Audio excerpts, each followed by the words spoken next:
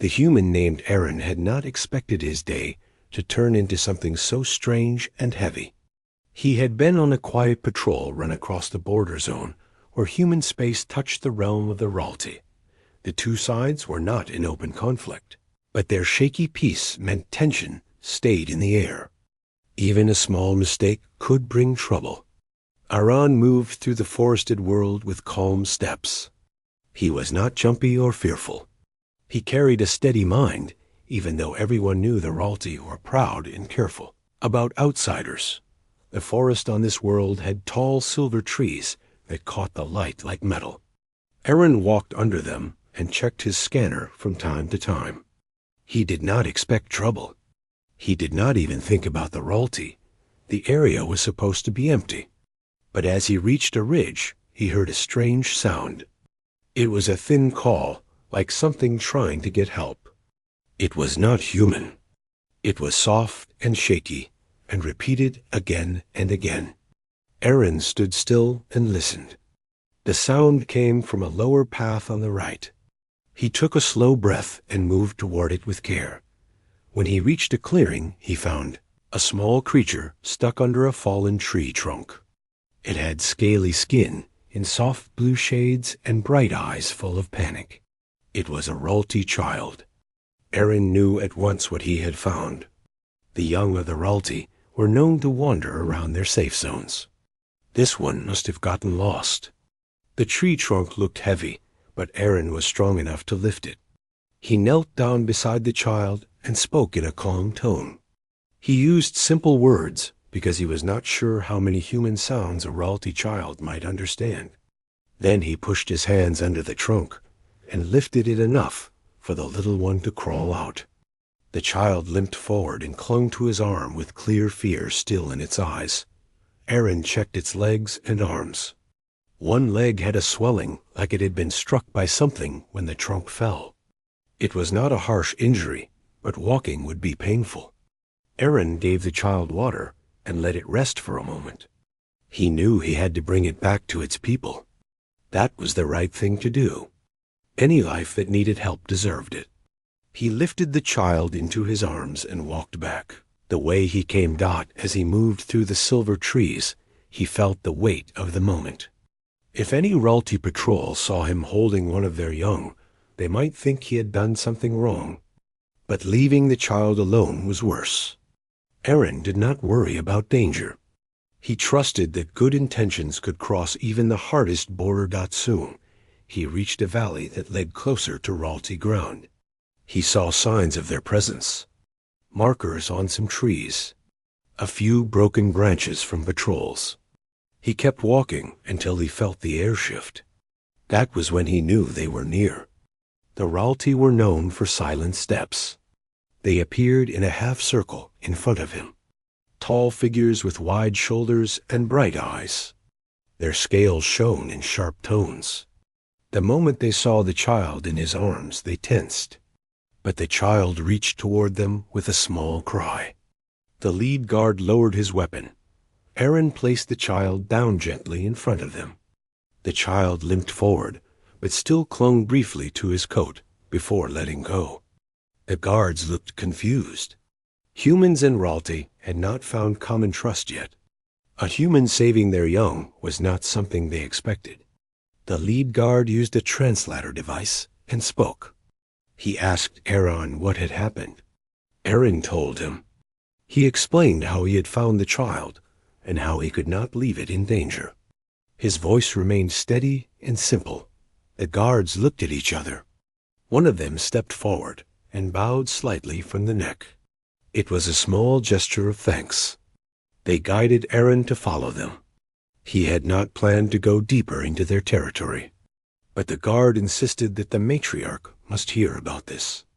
Aaron felt a slight unease, but he followed. He believed honesty was enough. The Ralti stronghold stood inside a wide cavern made of crystal rock.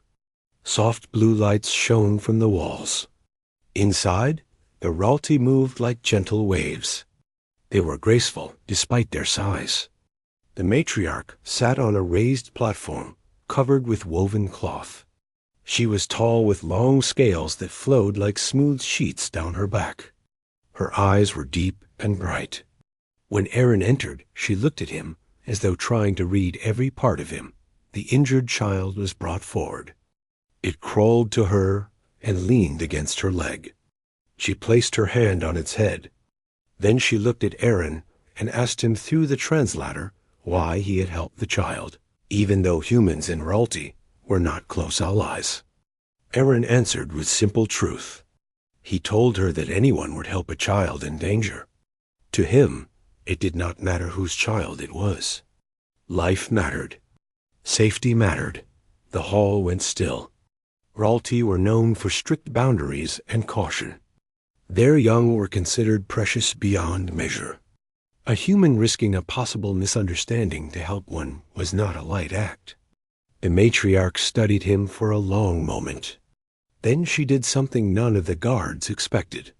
She stood from her seat, walked down the steps, and stood close to Aaron. She towered over him, but her posture was calm. She told him that the act he had done was not small.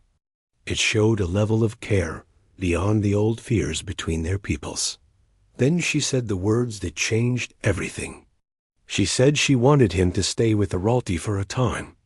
She wanted him near her stronghold so that she could learn more about the human spirit and why someone would protect the young of a people that were still unsure of him. It was not a demand in a harsh sense.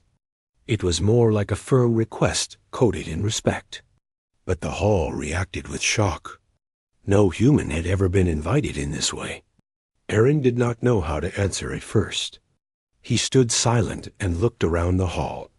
Aaron did not feel fear, but he felt the weight of the moment. He asked in a soft voice why she wanted him to stay. The matriarch told him that a person who protected life in such a way had a place near her. She believed that someone who valued the safety of the young, even across borders, could help bridge the space between the two peoples. Aaron took a slow breath. He said he would stay for a time, but he wished to send word to his own group so they would not worry. The matriarch agreed. A message was sent. Then Aaron was guided to a guest dwelling near the inner part of the cavern. It had smooth walls and a resting place shaped for comfort. He sat quietly for a moment. He felt a strange mix of emotions. He had not done anything special in his own mind. He had only helped a child in danger. But for the Ralti, it meant much more. Over the next days, the matriarch met with him many times. She asked him about human values. She asked him why protection of the young was important to his kind. Aaron answered as best as he could. He said that humans were shaped by many struggles, but they never lost the belief that children must be kept safe. They carried the hope of all people. The matriarch listened with deep focus. She began to see that humans were not as chaotic as many Ralti feared. Their care for life made them strong. The child he had saved often visited him. Its leg healed quickly. It would sit beside him as he told simple stories from his home world. The guards who once looked at him with watchful eyes now bowed slightly when he passed. They understood that his kindness had touched their matriarch in a way no treaty ever had done.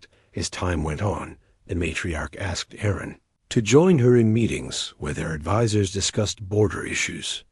She said she needed someone who saw beyond lines drawn on maps. Aaron spoke with honesty. He explained how misunderstandings grew when people did not share small truths. He said trust could grow from simple acts done with clean intent. The advisors listened with respect. One day the matriarch met with Aaron near the crystal pools at the heart of the cavern.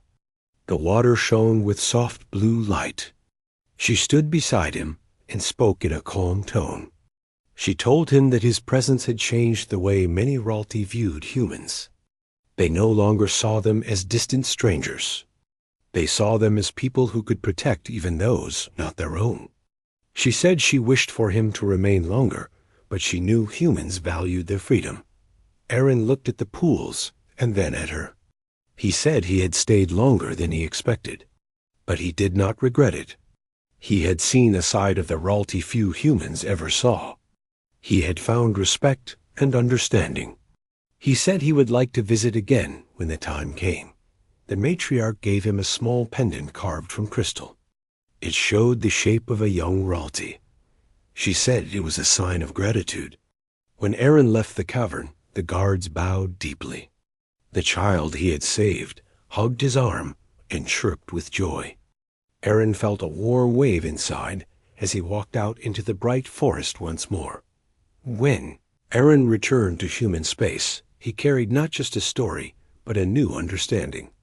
His group listened with surprise and pride. They knew they now had a path toward peace that did not come from weapons or fear, but from one simple act. A child saved. A bridge formed. A matriarch moved to trust. Aaron had not set out to change anything. He only followed the quiet guide inside him that said a life in danger must be helped. Yet that small choice shaped something greater than he ever imagined. It showed that kindness could open doors no force ever could. And so the bond between humans and the Ralti began to grow.